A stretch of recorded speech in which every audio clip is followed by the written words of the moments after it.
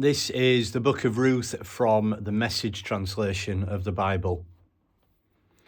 Once upon a time, it was back in the days when judges led Israel. There was a famine in the land.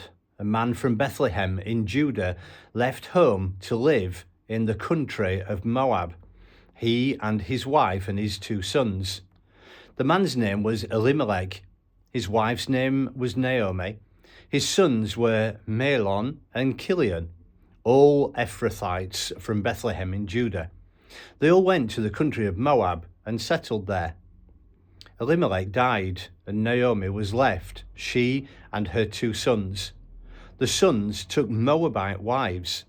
The name of the first was Orpah, the second Ruth. They lived there in Moab for the next 10 years. But then the 2 brothers, Mahlon and Kilion, died.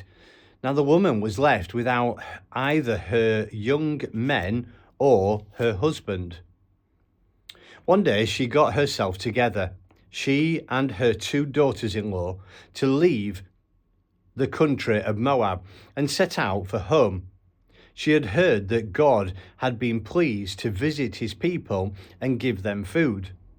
And so she started out from the place she had been living, she and her 2 daughters-in-law with her, on the road back to the land of Judah.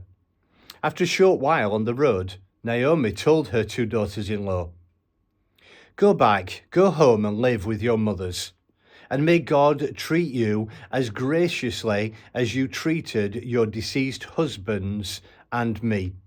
May God give each of you a new home and a new husband." She kissed them, and they cried openly. They said, "No, we're going on with you to your people." But Naomi was firm. "Go back, my dear daughters. Why would you come with me? Do you suppose I have sons in my womb who can become your future husbands? Go back, dear daughters, on your way, please. I'm too old to get a husband. Why, even if I said there's still hope, and this very night got a man and had sons, can you imagine being satisfied to wait until they're grown? Would you wait that long to get married again? No, dear daughters, this is a bitter pill for me to swallow, more bitter for me than for you. God has dealt with me a hard blow." Again they cried openly. Orpah kissed her mother-in-law goodbye, but Ruth embraced her and held on. Naomi said, "Look, your sister-in-law is going back home to live with her own people and God's. Go with her." But Ruth said, "Don't force me to leave you. Don't make me go home. Where you go, I go.